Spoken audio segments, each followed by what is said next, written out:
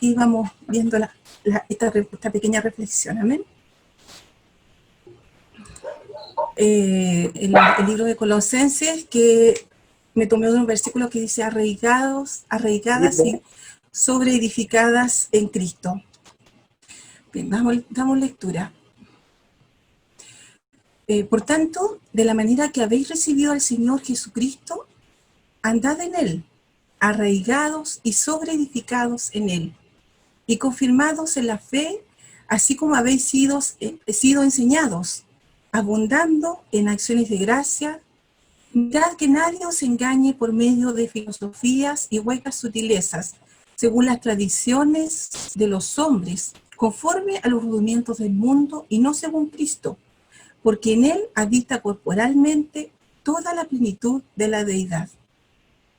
Y vosotros estáis completos en Él, que es la cabeza de todo principado y potestad. Que el Señor bendiga su palabra.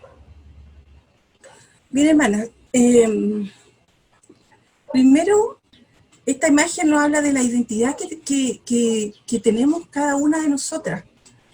Y poniendo como ejemplo, me voy a referir al Alzheimer, ¿ya? El Alzheimer es una enfermedad que no solo olvida dónde dejó las cosas, que me olvidé de una fecha, que me olvidé cualquier cosa que quizás no sea tan relevante. Lo peor de esta enfermedad es que nos olvidamos, o se olvidan las personas que lo han sufrido o que lo sufren, quiénes son, ¿ya? Se olvidan quiénes son. Yo me acuerdo que en alguna oportunidad cuando recién era mi primer trabajo, me acuerdo que, bueno, yo fui en mi primer trabajo, estaba estudiando todavía, fui a trabajar al campo y me acuerdo que llegué tan cansada que me acosté a dormir, me bañé, me acosté a dormir y desperté porque mi mamá me despertó para que comiera, para que tomara once. Y era tanto el cansancio, yo no sé si alguna de ustedes le habrá sucedido alguna vez, que yo desperté y no la conocía a ella, no sabía dónde estaba, no sabía quién era, porque me quedé tan profundamente dormida que me olvidé quién era, dónde estaba. No conocía a mi mamá y me dio mucho miedo eso. Y bueno, y esta es que es la identidad es la que se pierde, la que olvidamos a veces quiénes somos. Entonces, refiriéndonos un poquito en el contexto del libro de los Colosenses, a la iglesia de Colosas estaba un poco teniendo este problema, no de Alzheimer precisamente, pero como que en alguna forma estaban un poco perdiendo la identidad, ya que ellos estaban recibiendo doctrinas que eran falsas doctrinas por falsos maestros. Ya ellos, los falsos maestros les estaban haciendo creer que ellos necesitaban un conocimiento más alto, tener experiencias místicas tal vez de otro nivel, para llegar a un nivel espiritual mayor. Le hacían creer que Cristo no era suficiente, que Él tal vez era como una ayuda para llegar al Ser Supremo, que es Dios, que es el Padre, pero que Él no era suficiente. No era suficiente para ser salvos. Ellos tenían que hacer cosas, ellos tenían que hacer ritos y muchas cosas. Tenían que tener un conocimiento más amplio de lo que ellos conocían como el Evangelio, ¿ya? Epafras se llamaba quien iba a visitar a Pablo, y él le contaba que los hermanos de Colosa amaban a Dios, que ellos se amaban mutuamente también, pero estaban teniendo ese problema. Entonces Pablo le mandó una carta, ¿ya? Le escribió a los hermanos de Colosa, bueno, indicándole que él sabía ya cómo eran ellos, ya, que ellos realmente habían tenido una conversión genuina hacia Dios. O sea, ya ellos se habían convertido, ellos eran cristianos de verdad. y él oraba siempre y le daba gracias a Dios por eso. Entonces le mandó una carta en donde le hablaba y le hablaba de la preeminencia de Dios, de todo lo que Dios era, ¿ya? Pero también les mandó una exhortación, y entre esas está esta, dice, andad en él, ¿ya? Y lo que decía en el versículo 6. Entonces, cuando nos exhorta su palabra a andar en él, es cuando tenemos que apreciar la gracia de Dios, la gracia, ¿cierto? Todo lo que tenemos, porque en algún momento, cuando nosotros conocemos al Señor, admiramos su gracia y nos sentimos pecadores. Nosotros podemos ver nuestro pecado cuando el Señor nos llama, cuando el Señor nos hace nacer, nos da nuevo nacimiento. Podemos ver nuestra condición y nos arrepentimos y nos duele el pecado y le damos gracia y valoramos esa gracia que el Señor ha derramado, ese regalo tan preciado que es la salvación, ese regalo que el Señor nos da a nosotros sin merecerlo, ¿cierto? Entonces, tenemos que andar bajo la gracia y con gratitud, con obediencia. ¿Por qué? ¿Por qué con obediencia? Porque todo lo que hagamos tiene que ser para agrado de Dios, para glorificarle a Él en todo lo que hagamos. Eso dice su palabra. No, no para impresionarlo, no para ganar su favor, no pensando en que si yo soy mejor cristiana, hago más obras, Señor, ¿cierto? Más obras de obediencia, voy a fortalecer mi salvación o me voy a ganar mi salvación que quizás esté a medias. Eso no, porque Cristo ya pagó por nosotros. Él ya impresionó al Padre. Él, Él es nuestro sustituto. En nosotros no hay nada bueno que el Padre pueda ver. Nada, o sea, es la sangre de Cristo que nos justifica y que nos da la salvación, ¿ya? Cuando dice, en el versículo 7, dice, arraigados y sobreedificados. Y seguimos con lo mismo, con la conversión y el nuevo nacimiento. Como haciendo referencia a Salmo 1 cuando habla de que somos plantados como un árbol junto a un río de agua viva, ¿cierto? Así somos nosotros. Este árbol, alguien lo plantó ahí, igual que nosotras. El Señor nos llamó. El Señor es quien nos tiene de nuestra mano. No somos nosotras quienes nos tomamos de la mano del Señor y cuidamos de no soltarnos, porque es Él que nos cuida. Es como nosotras cuando tenemos a nuestros hijos pequeños, somos nosotras quienes, las responsables de andar con nuestros hijos de la mano, ¿cierto? Cuidándolos, protegiéndolos.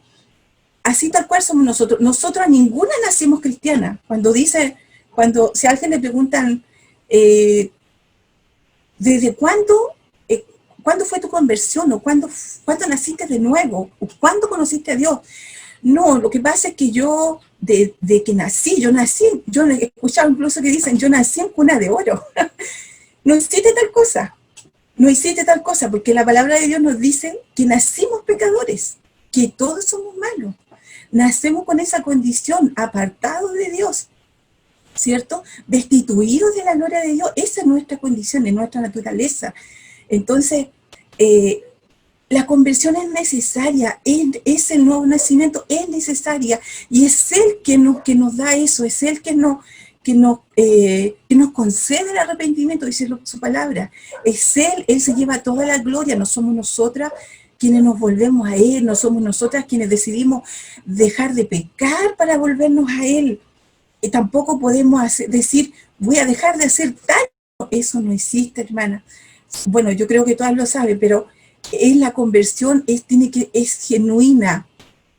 Es genuina porque Él nos da, y es la única conversión. No hay quizás de diferentes formas, puede ser, pero la conversión la da el Señor, y es una sola, ¿ya? Y en ese que nos planta, ¿cierto? Junto a ríos de agua viva, y su gracia es inagotable. En el Señor lo tenemos todo.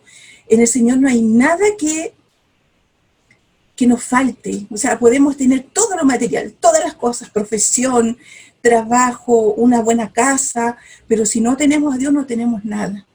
Y al contrario, podemos no tener nada, ¿cierto? No tener dónde vivir, pero si tenemos a Dios lo tenemos todo. Si tenemos a Cristo en nuestra vida, lo tenemos todo. Entonces, nosotros tenemos que ir edificando todas las cosas que nosotros hagamos. Todo nuestro crecimiento debe ser fundamentado en Cristo, sobre la roca de Cristo. Tenemos que ser arraigados como raíces, agarrarnos, enraizarnos. Eso es ser arraigados. Que podamos estar firmemente tomadas de Él y edificarnos sobre Él, ¿ya? Y manteniéndonos en el estado en que cuando el Señor nos llame nos da nueva vida, edificándonos, nutriéndonos con la palabra de Dios, esa agua que absorben esos árboles que están junto a ríos de agua viva, en nuestra oración, en nuestra palabra. Entonces cada día tenemos que nutrirnos y ver la gracia inagotable, gloriarnos de eso, andar con gratitud en acciones de gracia con Él. Dice, en el versículo 8 dice, mirad que nadie os engañe, ¿ya? Habla de las filosofías y huecas sutilezas y con palabras persuasivas. Cuando habla de filosofías, hermana, no necesariamente se tiene que referir a hablar de los filósofos, ¿ya? Mira, aquí yo tengo una definición que dice: filosofía es cualquier sistema de pensamiento que intente enseñarle a vivir en este mundo, que intenta enseñarte a vivir en este mundo basado meramente en el raciocinio humano y no en lo que dice Dios en su palabra. Ya, muchas veces nosotros nos dejamos engañar por esta palabrería de pensamiento humano, como por ejemplo, no sé, podemos decir el tema social, por ejemplo,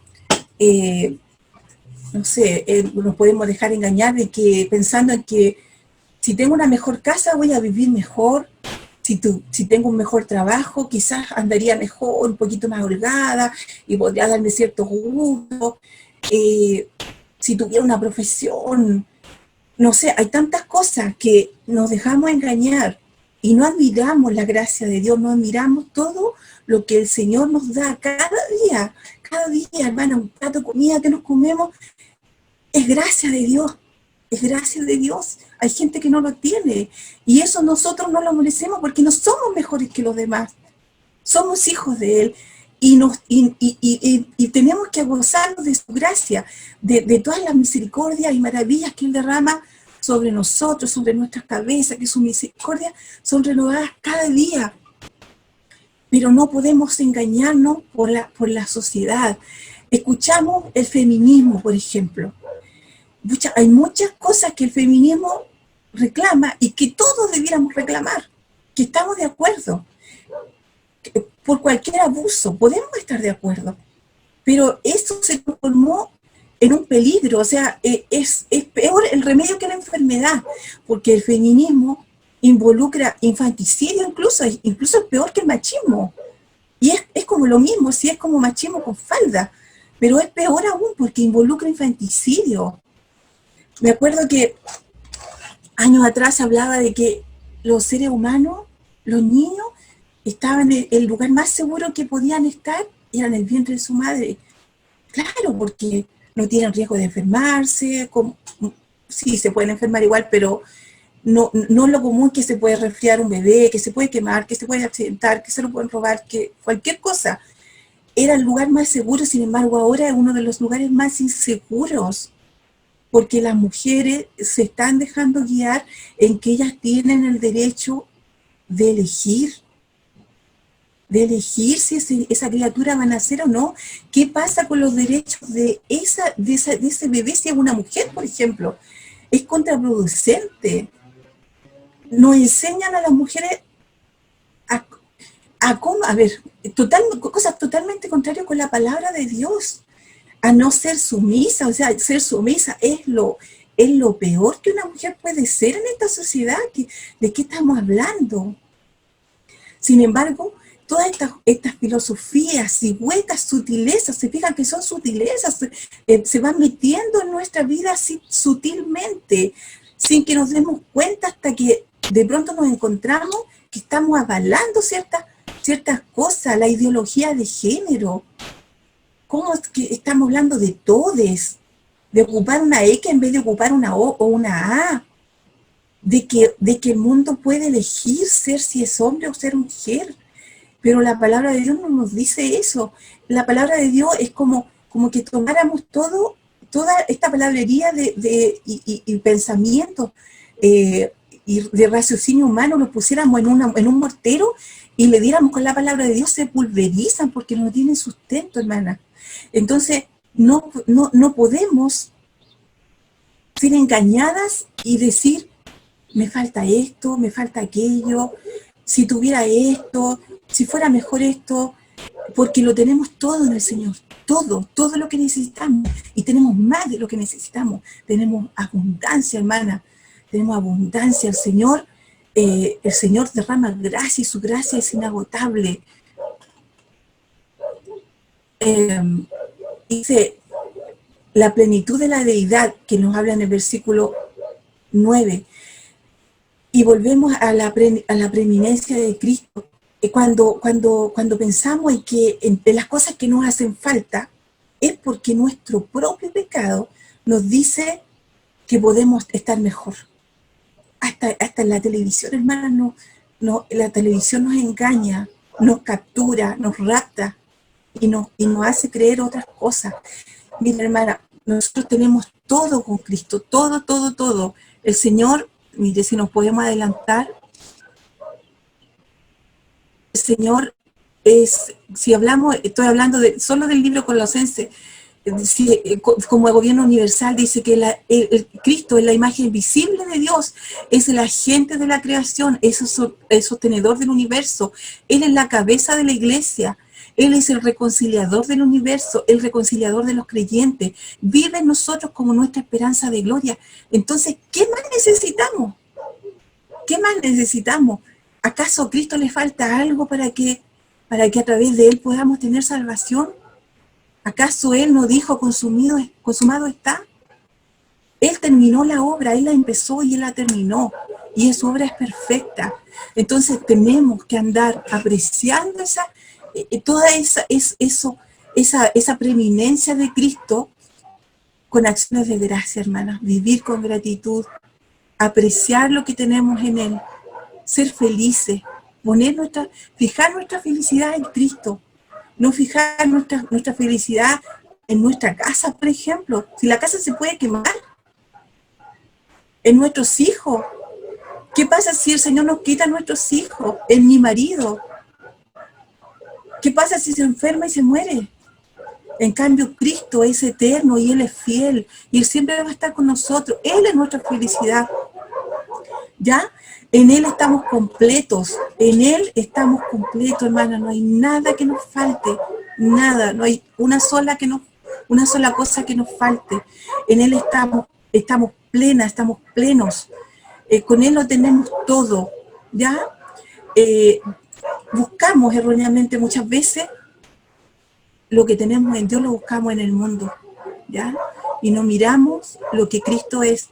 Mire, como dato de preeminencia, que dice que es un privilegio, excepción o ventaja de que goza una persona por razón o mérito especial. ¿Habrá un mérito especial en Cristo? Por supuesto que sí, ¿cierto?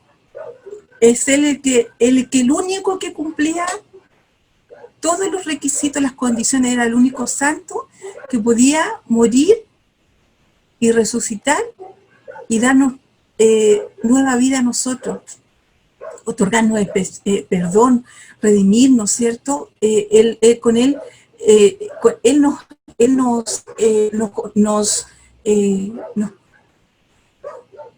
nos une, tenemos acceso directo ahora a Dios, acceso libre, ¿cierto? A través de Jesucristo, ¿cierto? Él nos reconcilia con el Padre. Y hermanas, admirar, nuevamente vuelvo a lo mismo, admirar la gracia de Dios. Cuando hablamos de gracia de Dios, cuando hay un predicador que dice que cuando Pablo le dice, cuando Cristo le dice a Pablo, bástate de mi gracia, es como decirle a un pez, te es suficiente el océano, te es suficiente el océano. O sea, para nosotros la gracia de Dios es un mar inagotable de bendiciones, en donde nos podemos refugiar en Él, pase lo que pase, en las condiciones en que estemos, en las peores y en las mejores condiciones, ¿ya? Nosotros debemos darle gracias al Señor por lo que tenemos, por lo que somos, porque reconocer que el Señor todo lo que nos da es porque Él nos ama y es por sus propios méritos. Tenemos que tener gratitud con Él, porque no somos mejores. No somos mejores. Si alguna vez estamos enfermos, hermana, ¿por qué no estarlo? Si no yo no puedo decir, Señor, es que no quiero la pobreza, Señor, no voy a tener que comer. Pero ¿por qué yo no puedo pasar hambre si yo no soy mejor que otro? Y otro tiene que pasar hambre y yo no. O sea, hasta en eso tenemos que darle gracias al Señor. Darle gracias al Señor, arraigarnos, vivir en Él, edificarnos en Él, sobreedificarnos en Él, ¿cierto? Así que, hermana, yo le insto a que nos examinemos. ¿Qué tan arraigadas estamos en Él? ¿Qué tan profundas son nuestras raíces? Son tan profundas que puede venir un viento recio, o puede venir un tsunami y botarnos, o estamos tan firmes como para quedarnos ahí edificadas. Estamos preocupándonos de que nuestras raíces sean profundas, de que nuestras hojas no caigan. Estamos edificándonos sobre la roca que es Cristo. Estamos admirando su gracia. Estamos admirando su gracia. Vivimos conforme a lo que Él nos dice, a lo que Él ha hecho por nosotros. Entonces, hermana, yo las invito a que sí, sin duda,